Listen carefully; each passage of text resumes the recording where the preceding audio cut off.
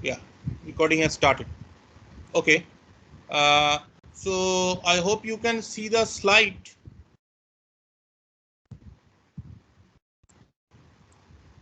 So today, what we will do, we have been studying some theory of assembly language programming.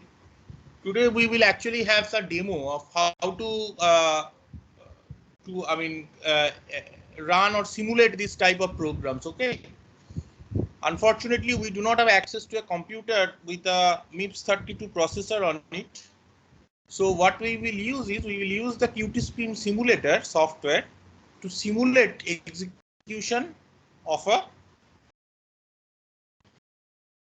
MIPS. Just some brushing up of what is an assembler, what are the roles of an assembler, what is an assembly language program, what is a binary executable, etc. So this is a very common simplified, I should say, simplified diagram of how a program is compiled from a high level language and is executed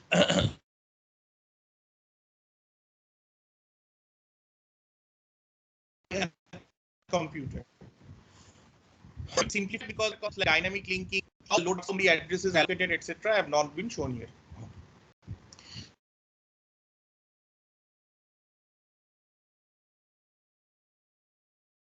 Programming language, say written in the C programming language is compiled, and it can be compiled with special command line flags to generate assembly language programs. For example, in G,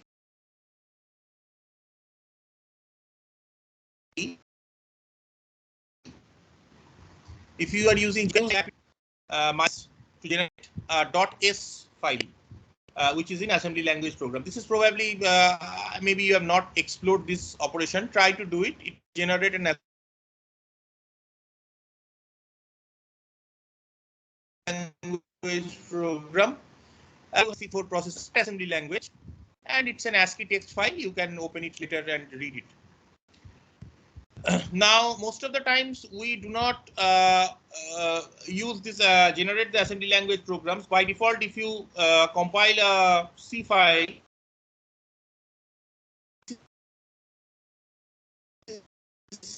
it directly skips over generation.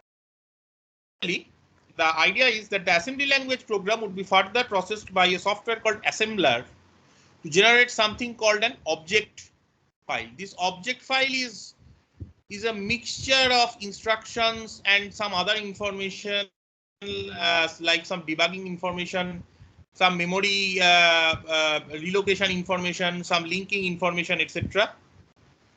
And when several object files are produced by your using the code that you have written by the assembler, usually these object files have an extension .o. There are other library object files, okay, that you have not written but others have generated. For example, there might be a library object file called m.o corresponding to the math functions that the C standard library provides.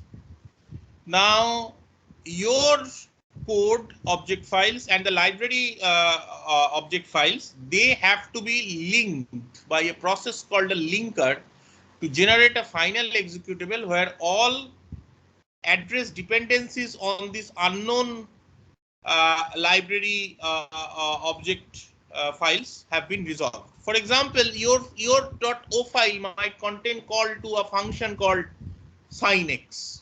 What is sinx? Where is sinx located? Sir, your Well, voice is breaking. the implementation of sinx is located some. Hello? Hello, can you hear me? Yeah, your voice The is voice breaking. is breaking in between. Yeah, there's not much I can do actually. It's the issue with network connectivity that has been happening for the last 4-5 days. Yesterday, actually, classes got stopped in the morning. In the afternoon, also, connectivity was not good. Unfortunately, in the campus, the connectivity is probably not very good. Can you hear me now? Yes, sir. Hello.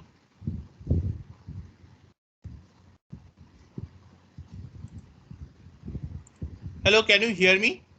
Yes, sir, we can hear you. Yes, sir. Fine. So all these .o files, their addresses, where are these are resolved?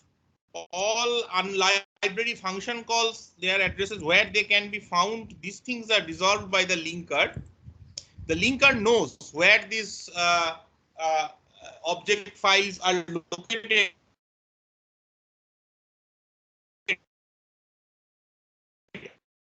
on your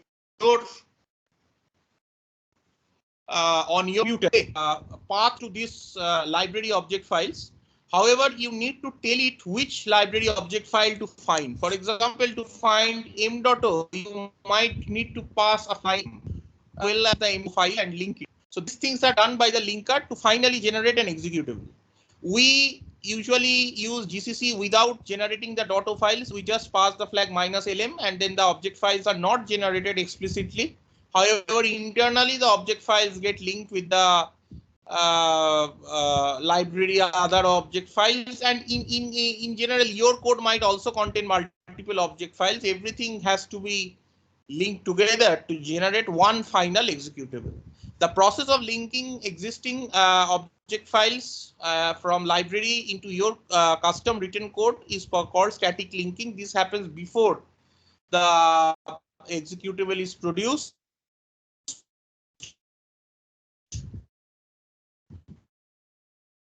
So by the time the executable has been produced, all address references have been resolved. You are now studying the compiler's code in the all in detail. You have extra which has files where state internal .o file generated and then everything compiled.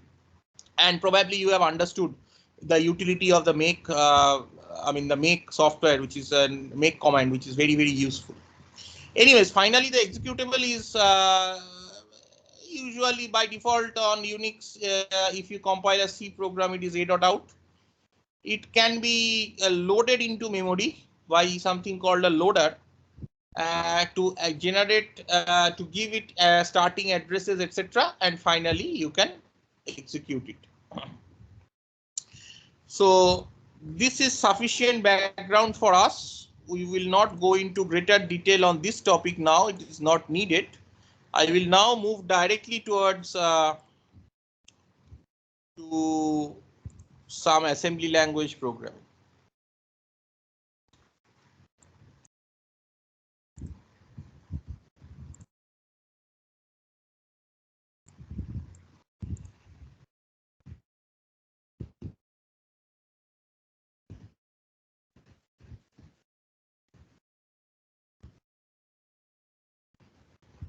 Okay, so I hope you can see the PDF.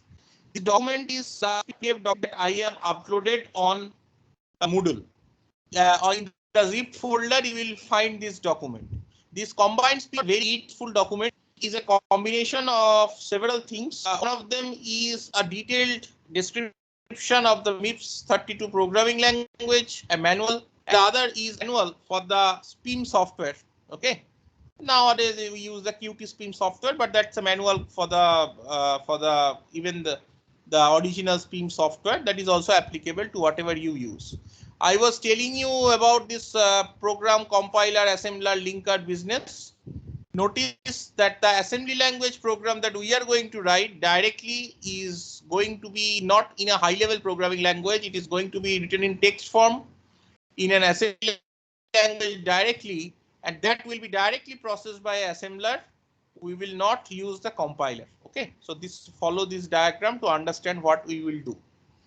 Now, unfortunately, we do not have a real assembler, because a real assembler to work would require a real processor. The MIPS 32 processor, we don't have it.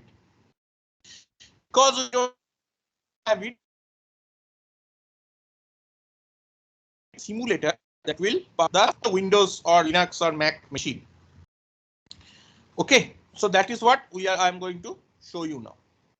Now, this manual is this appendix it's a extremely useful resource. It contains lots of very nice examples of the MIPS programming language. It calls a detailed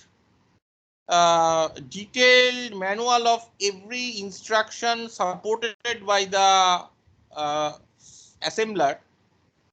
Okay, so starting from about page A51, we start the description of every instruction. You don't need to memorize this every instruction, but if you learn some of the instructions, that is useful, because many of these instructions are useful pseudo instructions which can perform operations which are very useful. For example, say the first instruction given, ABS absolute value of the source register stored in the destination register.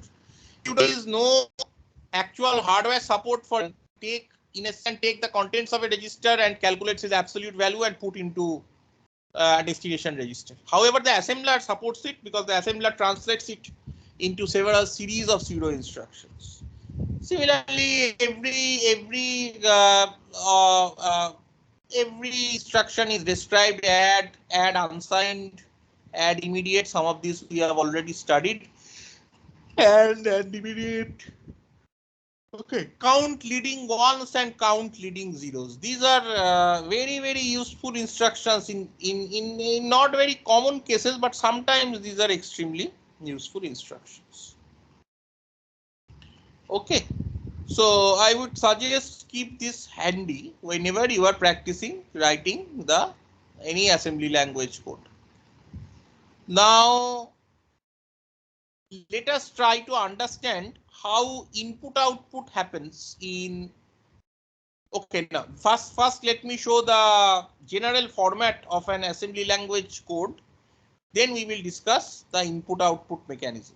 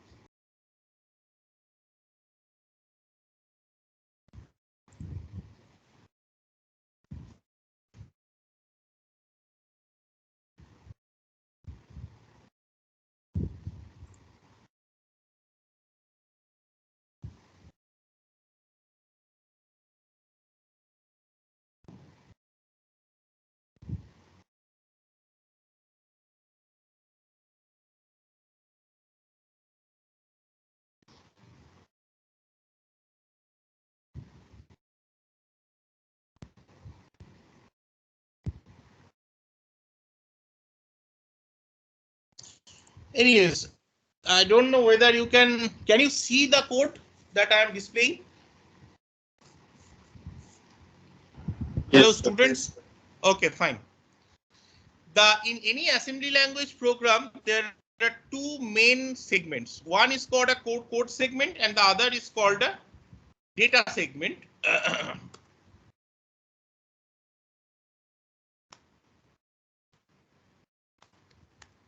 So in the data segment, the data segment you usually have constants, strings, constants, etc. stored. Okay, constants in a sense, say string constants and other things stored. And you also allocate memory if you need. What I mean by allocating memory, we'll see an example soon. In the code segment is usually denoted by the your actual code. Okay, the actual assembly language program that you write. The data segment starts with the keyword .data. Okay. Now notice these things: number, prompt, colon, out message colon. Okay, I could have put them on the same line also. Just I mean, I could have done this also. That is also fine. But usually for readability purposes, people put them in the next line. This says number prompt is the name of a constant string which is written as please enter a number smaller than 11 digits colon blank, whatever is there inside these double quotes. Okay, whatever is there inside this is kind of the number prompt, name of number prompt string. But since the name of any string is also the starting address of the string stored in memory as a character array, number prompt actually contains the starting address. This is a symbolic name for the starting address of this constant array. Please enter a number smaller than 11 digits. Exactly that convention that C programming language follows. Similarly, out underscore message is another string which is \n. The sum of individual digits is this. New line is is only like the \n, and number is the pointer to a block of memory which is 11 bytes long. Okay, so I am allocating 11 bytes of memory statically. It is kind of this number is kind of in C terminology. This number is basically a void type of pointer, which points to a chunk of 11 bytes of memory. It is not mentioned what this 11 bytes of memory will contain. That is not known yet. Okay.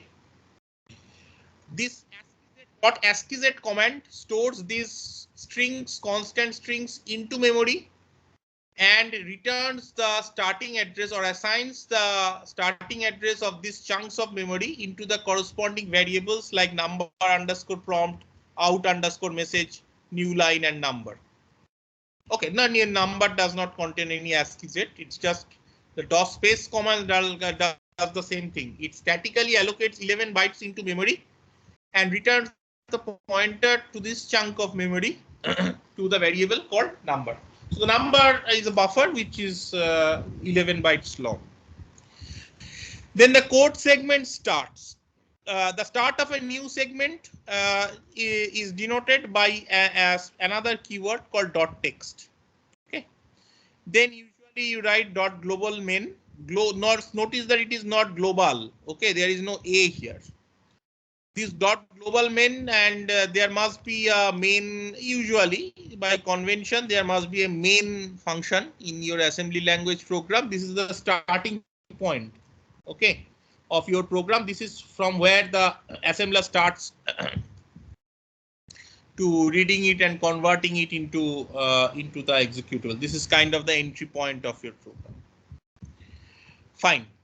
Then the main is kind of the identifier for the entire block of code in a way, but it is also the identifier for the first line of code. Okay, and notice that as earlier, as just for the sake of readability, usually the line of label for the line of corresponding to the line of code, that label is written at the top, and in the next line the corresponding line of code is written. Okay, so let us also follow that same convention for the data segment.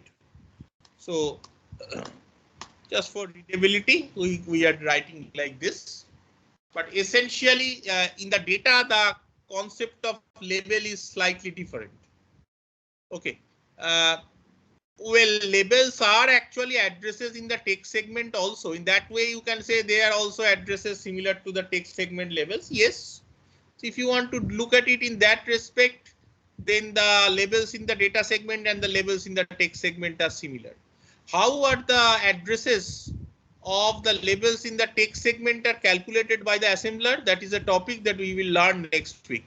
Okay, it's slightly complicated, as I mentioned yesterday, I think in the last class, and we'll study it next week.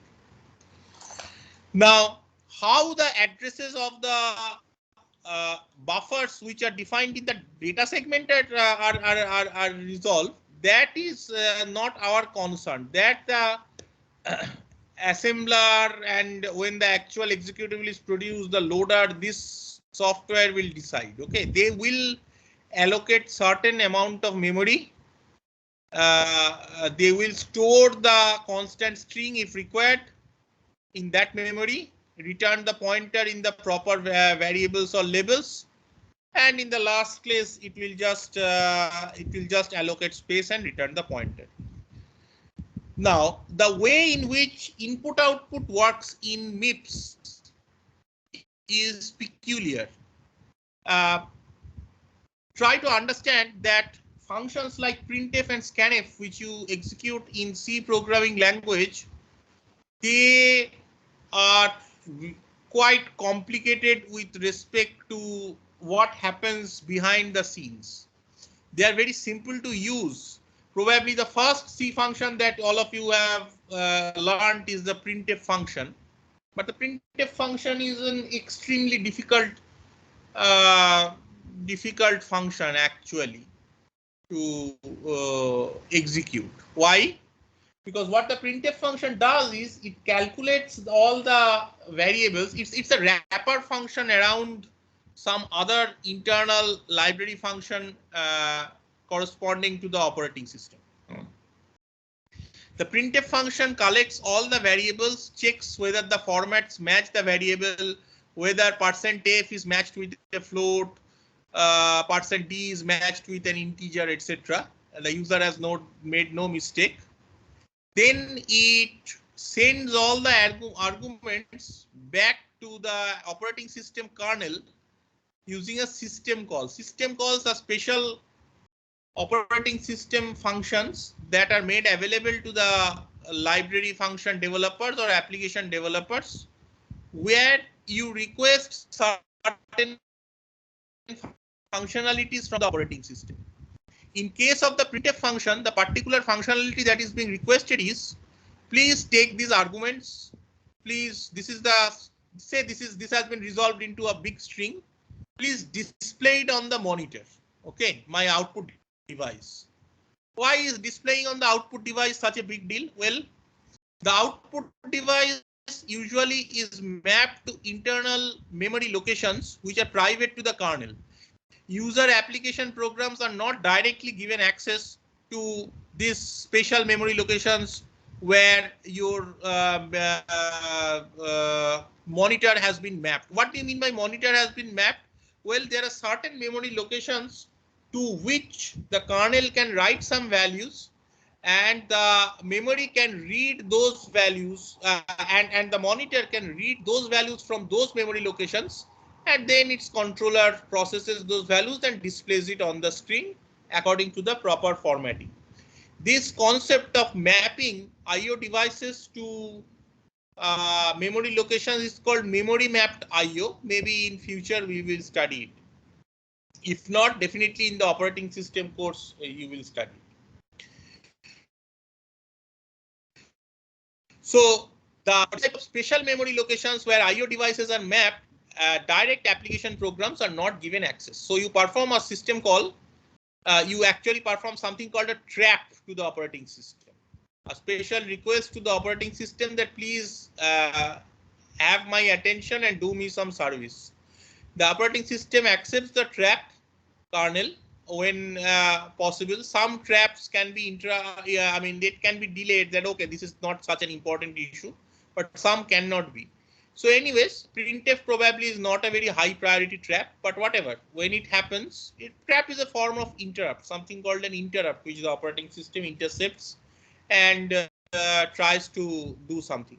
It checks if everything is fine, all the arguments are fine.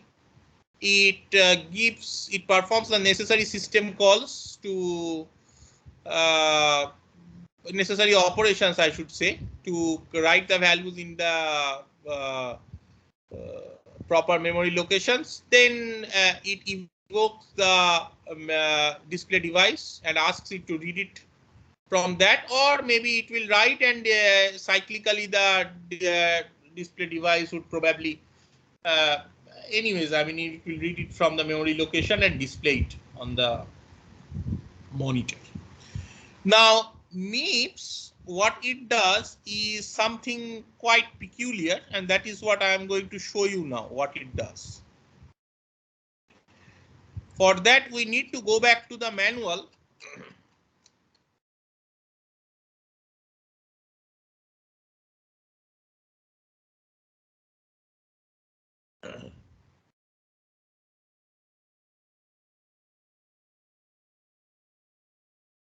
This is page A44. Please note in the, okay, let me share the screen.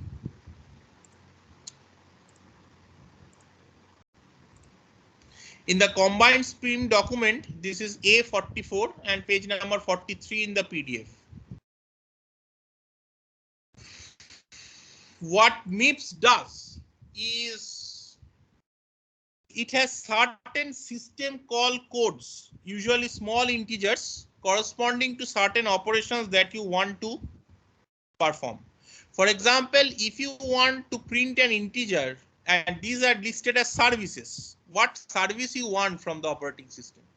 If you want to print an integer on your prompt, on your output console, the system call code is one, small one. I mean, just one. Okay.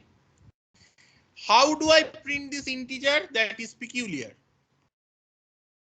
I first load the code system call code 1 into register $V0. That is fixed. You have to load it in register $V0. This system call code 1. Then what integer you want to print, that has to be loaded into register A0. That is also fixed. There is, you cannot store it in some arbitrary register and expect this will work. Then you execute a command called syscall like this. Okay. For example, suppose I want to print the integer 5. Okay, I want to print 5 here. How do I proceed? Well, I execute a pseudo instruction called li $A0, 5. Load immediate is a pseudo instruction. This is not again a real instruction, but the assembler supports it. This load immediate instruction loads constant values into registers. This is a very convenient instruction. Okay, and you load $V0. You load 1 to $V0. Okay. And finally, then you perform syscall. This will print the value. Whatever is there in A0 will be printed. In that case, 5 will be printed. If you do not want to print a constant 5, you want to print the content of a register, which is say in $T0. You first need to copy the content of $T0 to $A0, and then have the same mechanism for V0. That should contain the system call code for printing integers, and then perform a syscall. How do I print strings? So there are many, this print float, all of this int, float, double, etc. All of this work in the same way. Float, I don't think we will cover too much. There are special floating point registers like F registers, which should contain the arguments or the double arguments, etc. Interesting is printing a string. How do I print a string? The system call code for printing a string is 4. So you load 4 into register V0 like this, and then you load the address of the starting of the string, which is the starting address of the array holding the characters. Suppose it is in str. Okay. How did I get in str? Maybe by an .ascii command. Okay. Into the register A0. Directly you can do using another pseudo instruction called LA, load address. This is also another pseudo instruction. Internally, it copies pointer the values of pointers into registers. Then you call a syscall. Okay. So this you have to do to print a string. Similarly, there are corresponding system calls for reading integers, floats, doubles, strings, etc. For reading in strings, you need to put the address where you want to store the string into A0, and the length of the maximum length of the string that you expect to read into that is the length of the buffer, maximum buffer allowed into register A1. Only then you can perform the read string operation. Okay, like say scanf %s kind of thing. Similarly, there are read in, float, double, etc. kind of thing. There is an exit call and many other things. There are also other calls for file operations: open, read, write, file close, many things. Acha, another thing which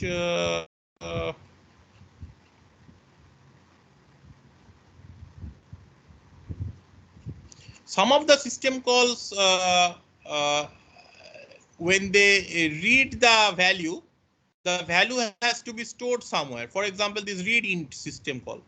So that value will be found in V0 itself, which means that in this case, the content of V0 will be written by the integer that you have just now reading. Okay, V0 was initially used for the system call code when you are performing say scanf %d to read in the integer, but now the integer will be found after it has been read in into register V0. Any question about this, student, that you do not understand? Anything for me to explain that you are having difficulty understanding? Because this is probably something very roundabout way of doing simple operations.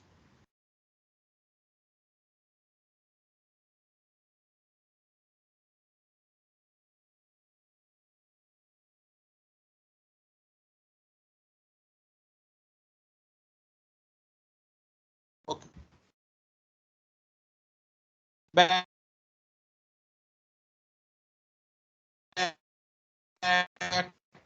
to my, is it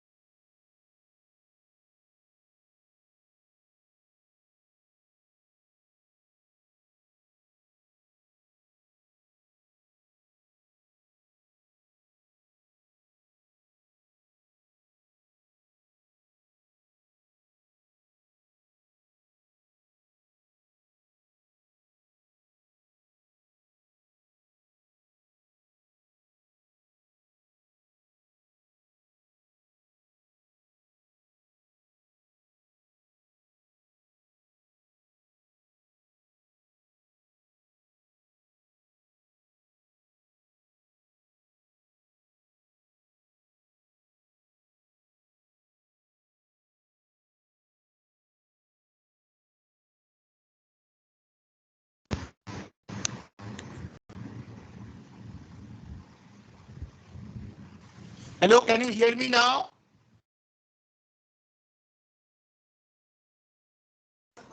Yes, sir.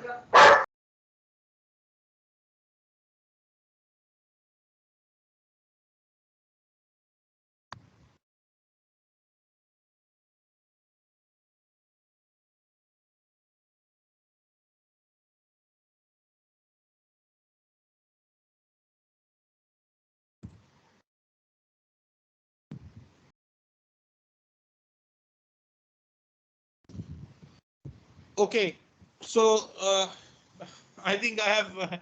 So what this program does? Can you see the screen now?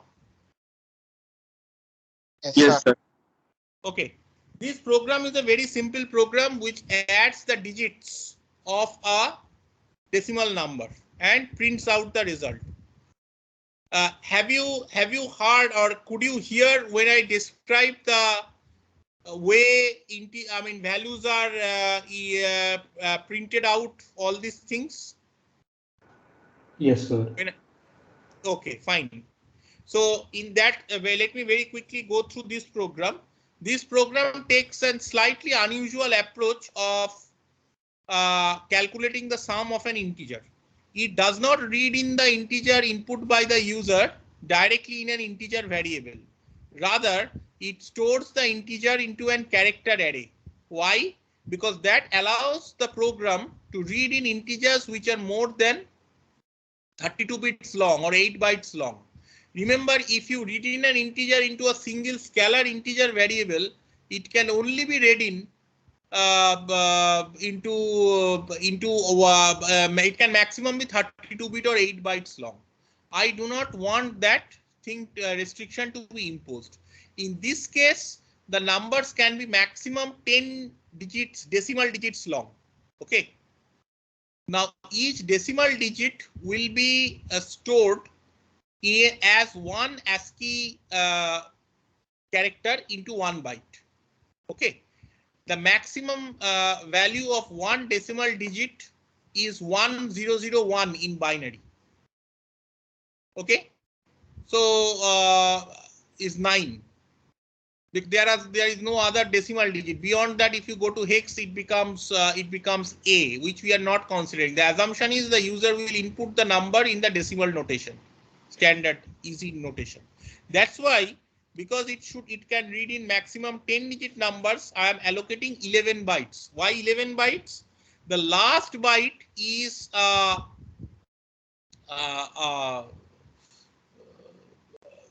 new line character, basically, that the user enters. When the new line character is entered, that is the end of the string. So except that, if total 11 bytes are provided in the buffer that into which you read in the value, 10 are usable. Okay, so that maximum 10 digit number or smaller than 11 digits is usable. The first step is you execute main and the number prompt is displayed. Okay, then when you go to 11, then I have this thing that the maximum length of the buffer is 11. So I input that and I read in the string using this type of other system calls. And the start of the buffer into which I will read in the string is number that I have used. Then there is an output message that gets printed. Okay. Then I calculate the pointer to the number in a register T0 and initialize the sum, which is in register $T, register T2 to 0. Then I start a loop. What do I do? I collect each byte, load a byte from the memory address pointed by T0 into LB. Notice that here the offset is 0. If the offset is 0, you need not mention it. So that this will also work. LB is load byte. One byte is loaded into T1. The remaining positions, 24 bits into T1 are all sign extended to 1 or 0. I don't care, because very soon, just in the next step, I check whether it is a line feed. If it is a line feed, I exit, which means I'm done. Otherwise, I check whether it is a null character, because I have reached somehow a null character has been entered probably from the from a pre-stored string somewhere. Then also I exit. Otherwise, I mask the upper 4 bits. Okay, 1 byte LB stores in 1 byte, reads in 1 byte. I do not need 8 bits to represent an integer, decimal integer. I need only 4 bits to represent a decimal integer. So the left 4 bits can all be left 4, not only 4, left 28 bits can be all cleared out. How do I clear it out? I do a bitwise masking with the constant 0f in hex. This is a hex constant that is shown by 0x. Once I do that, left 24 bits are cleared out, only the right 4 bits remain. That is an unsigned, that has to be interpreted as an unsigned integer. So I perform an addu operation and accumulate. Where do I accumulate? I accumulate in a variable say sum, which was corresponding to register T2. So I add it with the existing value in T2 and then I move the pointer by 1 byte. Here I am performing 1 byte steps because my pointer locations is from the start of the character array. If you move towards the right, I move by 1 position to the right, right? Exactly, this is what you have done for string programs. Then I go to the next way and perform the same, exactly the same thing by jumping to the start of the loop body. B loop is exactly the same as J loop. Okay.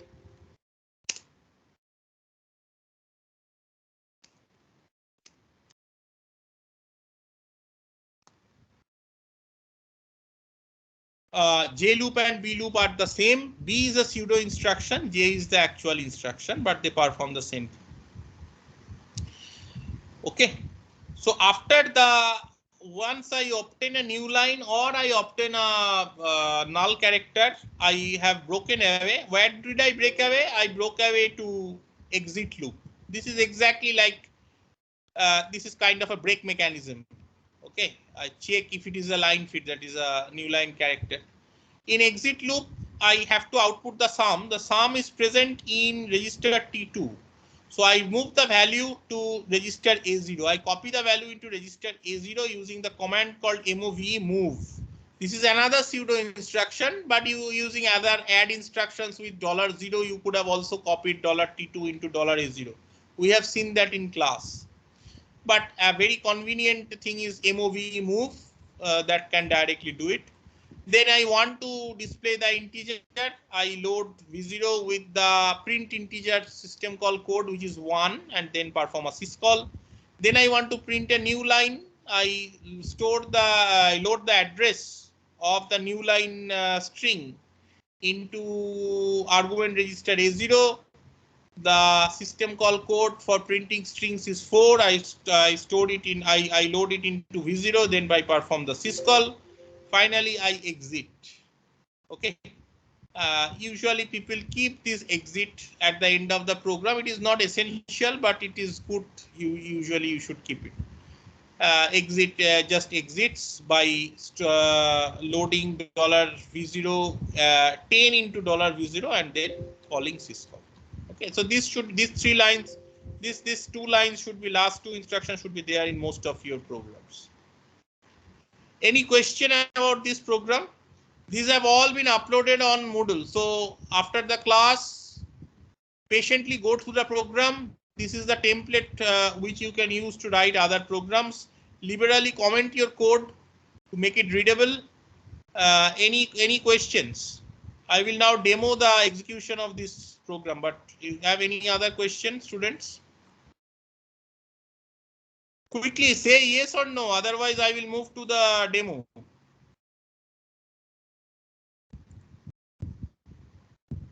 Hello, can you hear me?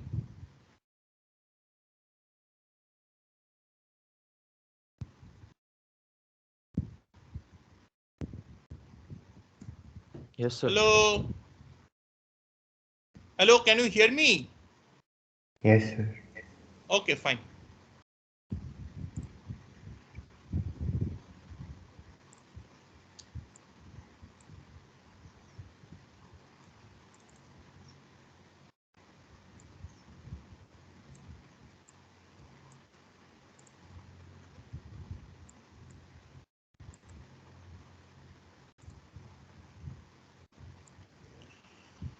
Okay, so I have opened the QtSpim software. The QtSpim software usually comes in as soon as you open it, the console window is opened.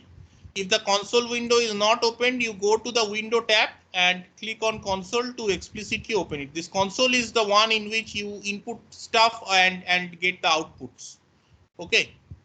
Now the way to operate this is you click on file and then reinitialize and load file. Reinitialize because otherwise if some old program has run, the registers retain their old values. Reinitialize resets all registers. So you reinitialize and load file. So say add digit.s.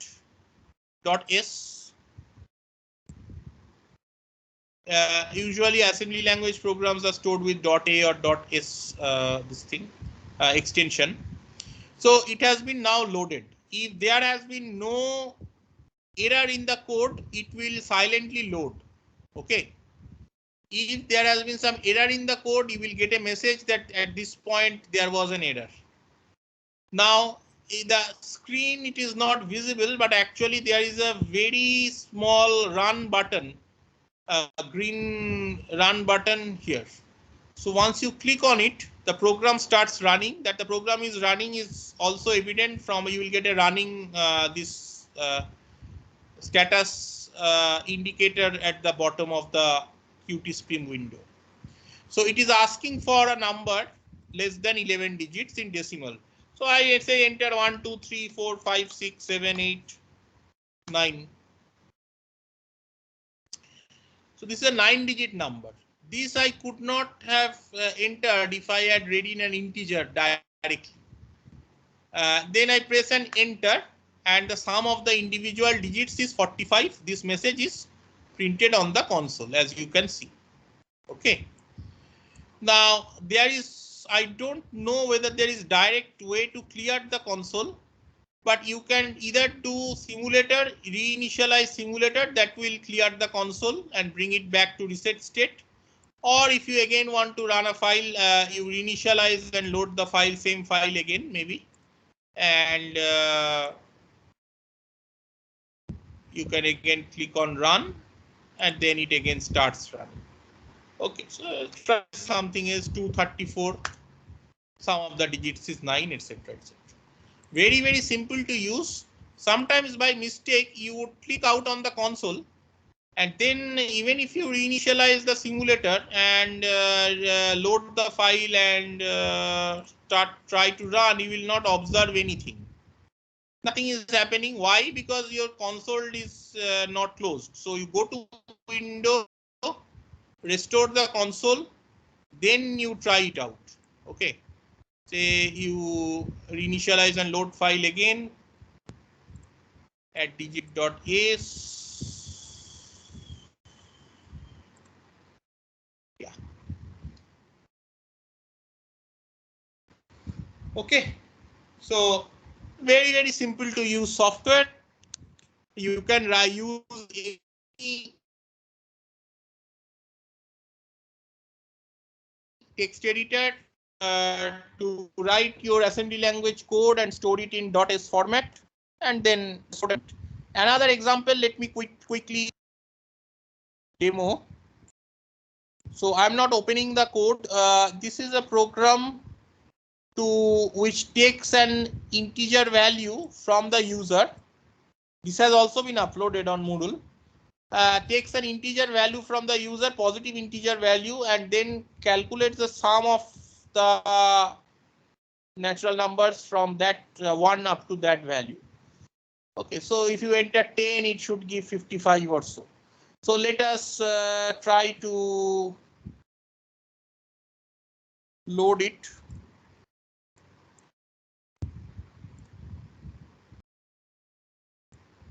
Enter the argument positive number, say I enter 10, press and enter, and it prints. So in this case, I did I think I used internally reading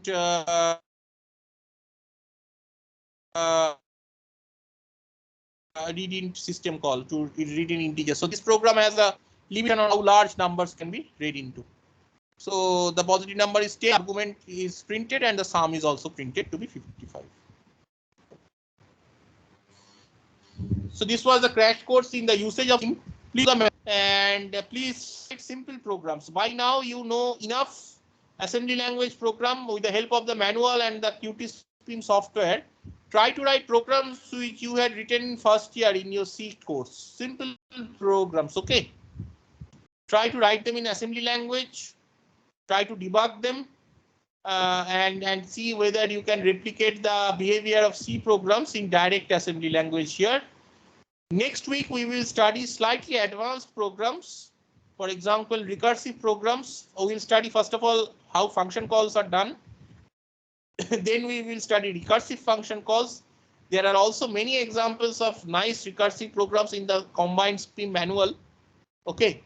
And then we will study how addresses are calculated corresponding to labels by the that's an important topic. And finally, we will study the different addressing modes that is used by SPIM. There are 4 or 5 different addressing modes of how addresses are calculated. We have already seen some of them, like the register addressing mode where everything is in register. There is a relative addressing mode where you have a base register, along with that an offset is added, etc., etc. And there are 5, 6 addressing modes are just variations of this. Okay, thank you. That's it for today's class.